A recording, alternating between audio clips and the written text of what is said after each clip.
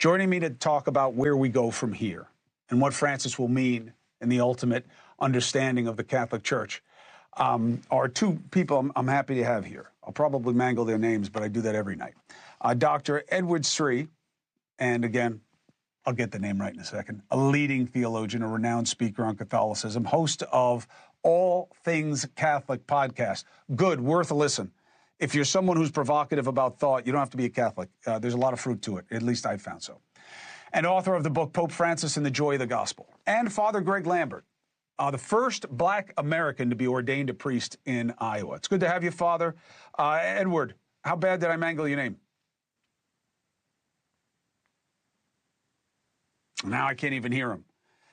Make sure we get Edward. Edward, unmute your mic. You see, Father? It's a divine order.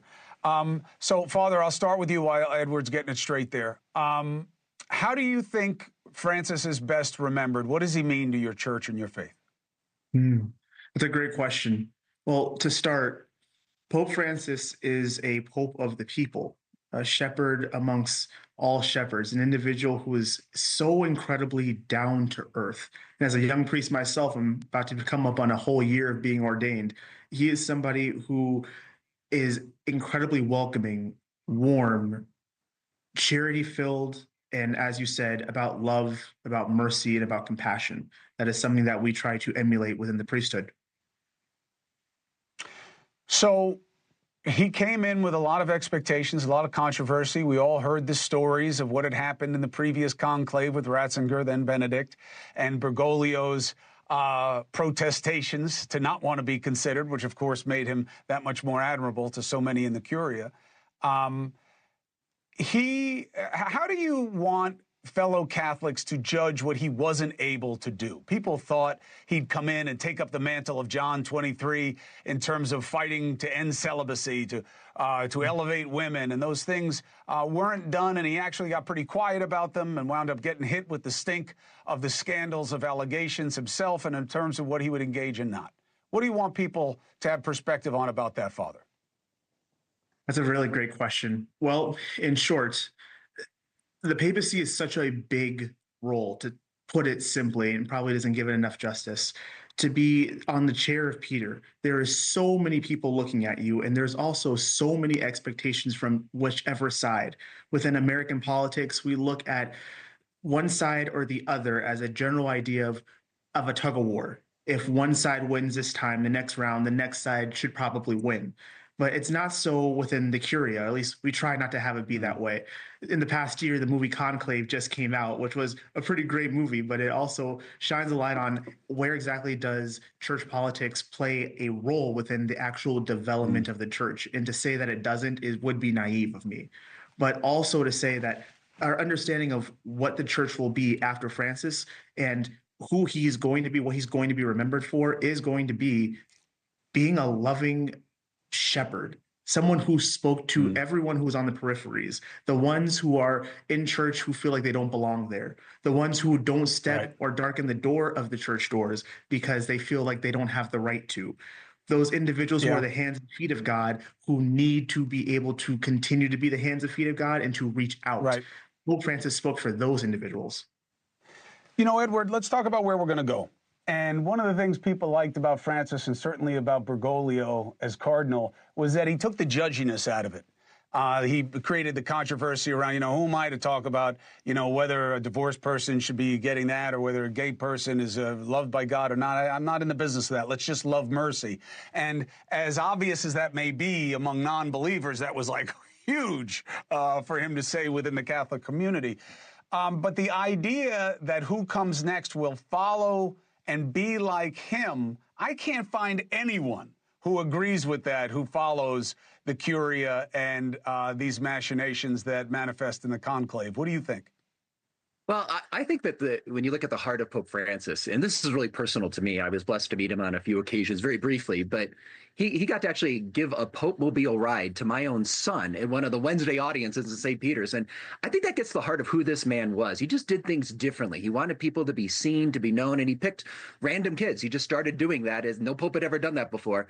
But I think it's a sign of what he wanted to do for the church as a whole. And that's what I hear you highlighting, Chris, is that Pope Francis saw that we live in a very wounded world, people coming from difficult backgrounds, poverty, fracturing of the human family, human community.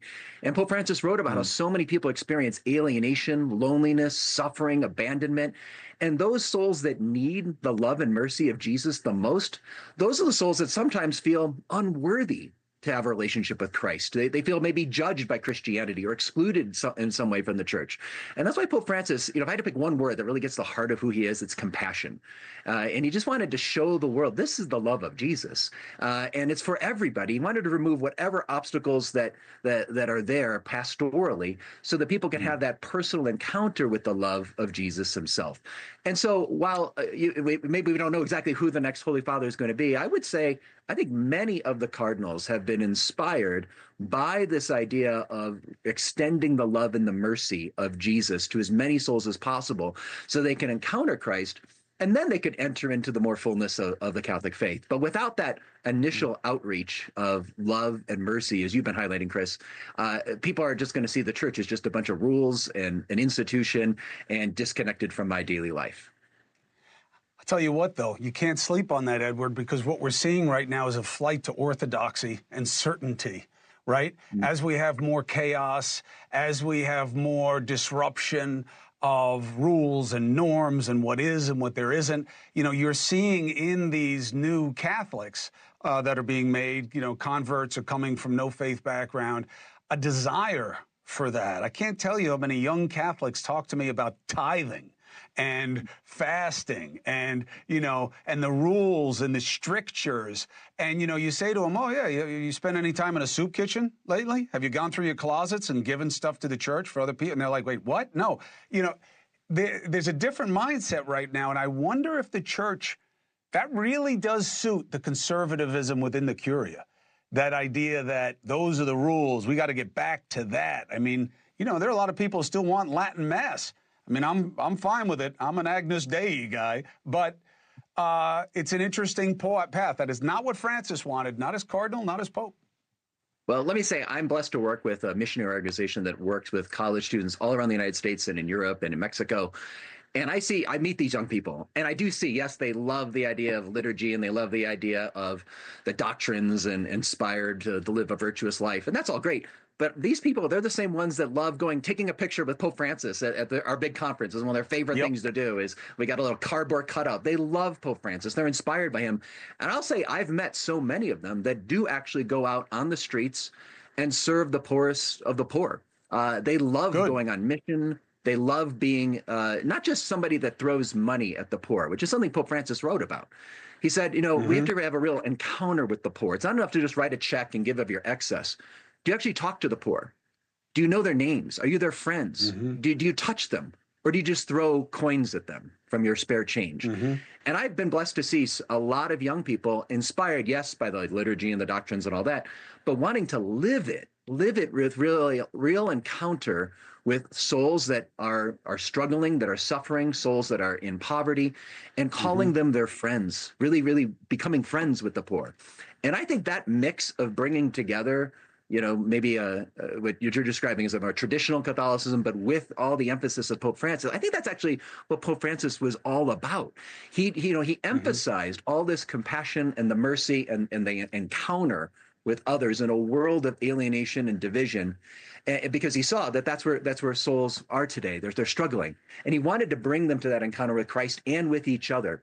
And I think that legacy, I'm more confident that legacy is going to be built upon in whoever the next Holy Father is. It would have been really interesting if he had come in now. It would be such a study in contrast. But I really appreciate your perspective. We'll talk again because we have to get through the respectful rituals of allowing Francis to pass on and meet the Father, and then we'll get into the conclave. It's interesting, though, he picked 80% of the people who are going to vote, but doesn't mean they're like him. And it doesn't mean that their heads are in the right place. They're a more diverse palette, but we'll see. And this nonsense about the cardinal from New Jersey, the day the Curia allows an American to be Pope, wow, that will really be a boost to faith, let me tell you. Maybe, we'll see. Father Lambert, thank you. It's great to meet a new priest. God bless you with your vocation. and Thank you so helping much. others. There's no higher form of service. What a gift Thank you. to you and your family. And Dr. Sri, thank you for being with me. I don't like how you played with the volume there in the beginning. I'm losing here as it is. I don't need games like that, Edward. Don't do that to me again. Wasn't very holy of you. Everyone wasn't very Catholic. Take care, fellas. Thank you. God bless and God be bless. well. Happy Easter. He is risen.